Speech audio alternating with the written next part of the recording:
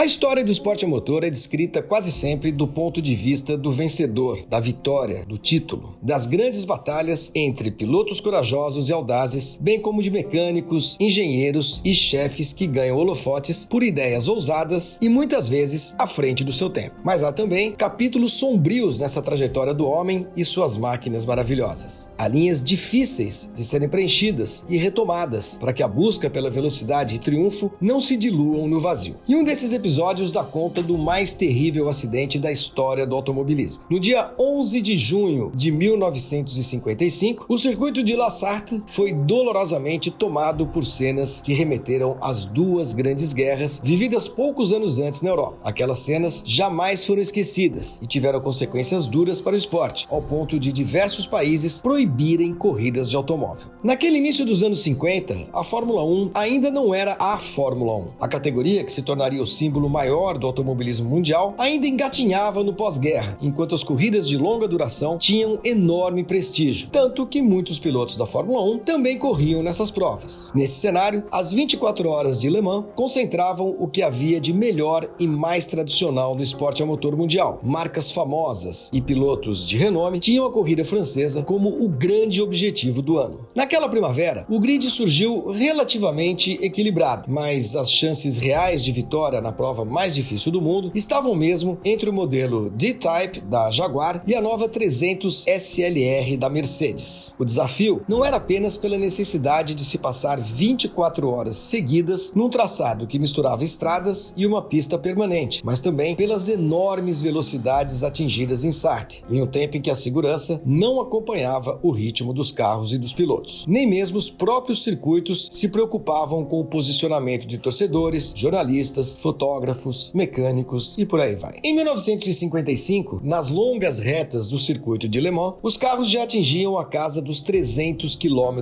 por hora. Qualquer acidente, portanto, teria proporções gigantes, e foi exatamente o que aconteceu naquele ano, que celebrava a 23ª edição da corrida francesa. Há 65 anos, num sábado, a região de Le Mans amanheceu com um tempo muito bom, céu azul e nenhuma chance de chuva. Começava um dia de corrida como qualquer outro. Paddock cheio, pessoas chegando de todos os lados e enchendo as arquibancadas do famoso circuito francês. A largada se deu com os pilotos atravessando correndo a reta principal para entrar nos carros e partir. Na pista, os dois campeões mundiais de Fórmula 1 na década de 50 começaram a duelar ferrenhamente. O contexto desse duelo, pelas marcas que eles representavam, ainda carregava componentes históricos muito vivos na memória dos europeus. Apenas 10 anos haviam se passado desde o fim da Segunda Guerra Mundial e a antipatia entre ingleses e alemães seguia quente. A Jaguar tinha Mike Hawthorne como grande líder, enquanto a Mercedes era representada por Juan Manuel Fangio. A partir da primeira volta, ambos se mandaram na ponta, brigando como se não se tratasse de uma corrida de 24 horas. Travavam uma batalha digna de um grande prêmio, uma corrida sprint. E foi assim que chegaram à 35ª volta, a terceira hora da corrida. Hawthorne era o líder e recebeu da Jaguar, na reta que antecedia dos boxes, um sinal tardio para parar e reabastecer. Sem querer dar mais uma volta, o inglês cortou para a direita logo após ultrapassar o retardatário Lance McLean e freou. Os freios do carro britânico foram um detalhe determinante no acidente. A Jaguar já tinha tecnologia de freio a disco, muito mais adequado às altas velocidades de Le Mans. Os demais, Mercedes inclusa, ainda usavam freios a tambor. Isso significava que não conseguiam desacelerar com a mesma rapidez da Jaguar. Uma vez que Hawthorne pisou no freio, McLean desviou para a esquerda e se colocou à frente de outro retardatário, Pierre Levert, que guiava a outra Mercedes de fábrica. O francês de 49 anos não foi capaz de desviar. Acertou a traseira do Austin Healey de McLean e decolou. As imagens são fortíssimas. Levert teve pouco tempo para reagir. Como alguns jornalistas escreveram à época, Pierre chegou a levantar a mão, sinalizando para Fangio desacelerar. A atitude acabou por salvar o argentino da tragédia. No impacto com o muro, a flecha de prata, guiada por Levert, se desintegrou. O eixo dianteiro e o bloco do motor se soltaram e, com a altíssima velocidade do carro, voaram por metros em direção às arquibancadas. Espectadores foram esmagados e decapitados. Para piorar, pessoas também foram queimadas pelas chamas que se espalharam. O fato de a Mercedes ter componentes de magnésio, um metal mais leve, mas altamente inflamável, ajudou bastante. McLean rodou e bateu contra o muro antes de deslizar pela pista, matando um espectador. O piloto escapou sem ferimentos. Mas o cenário era desolador. As pessoas corriam para fugir do fogo, dos destroços, dos feridos e dos mortos. Muitos, é verdade, também ficaram e tentavam ajudar as vítimas. Ainda assim, a corrida seguiu normalmente. 300 mil pessoas estavam em Le Mans naquele dia. E a versão oficial é que a corrida não foi interrompida porque os organizadores não queriam que as estradas ficassem congestionadas, atrapalhando assim o resgate das vítimas. 25 médicos estavam a postos no circuito e nada preparados para uma tragédia daquele tamanho. Aproveite essa parada, se inscreva no nosso canal e ative as notificações. Dê o like, deixe seu comentário. Tem conteúdo inédito sempre na GPTV.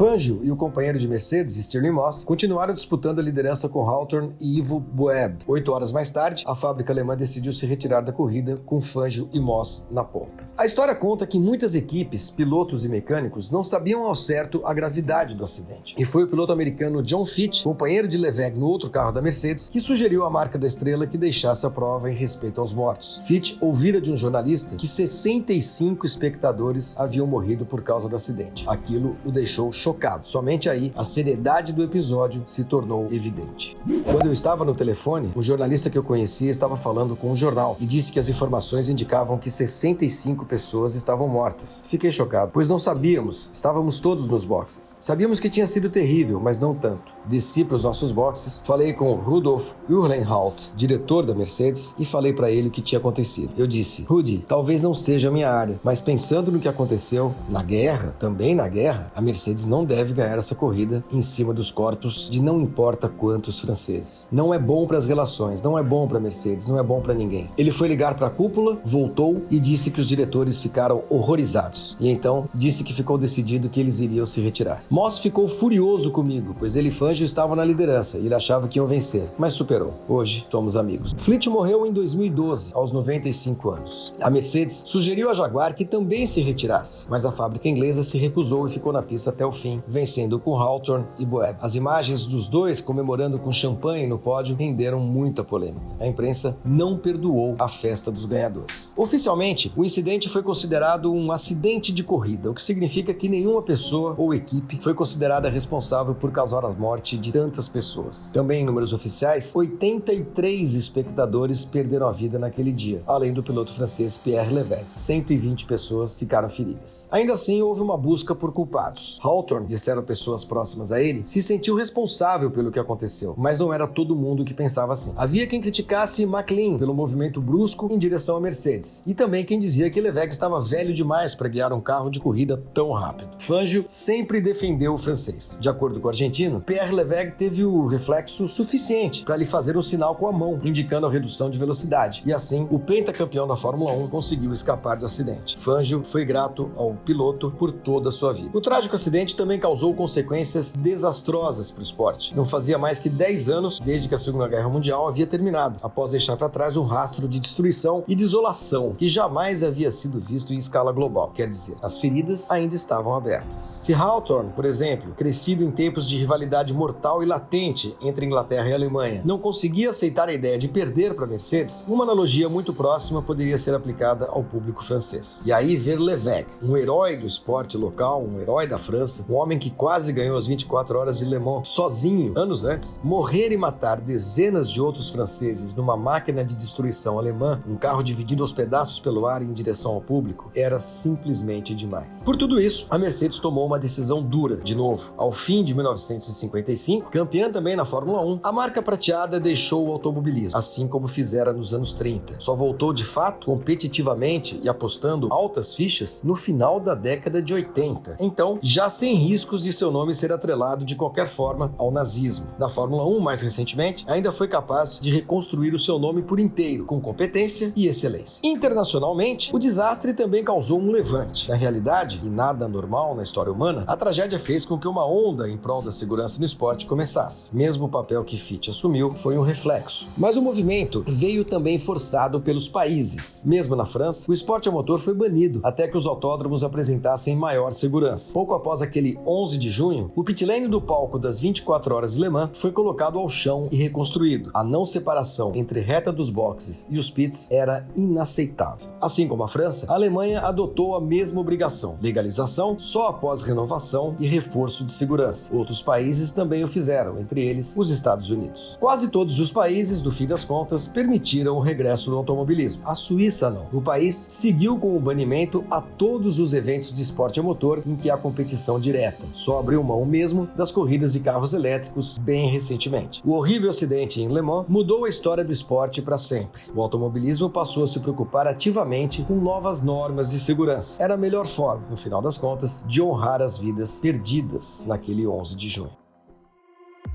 E para você, qual foi a mais importante medida de segurança adotada pelo esporte a motor? Responda aqui nos comentários. E não esqueça de deixar o like e se inscrever no nosso canal, o canal do Grande Prêmio.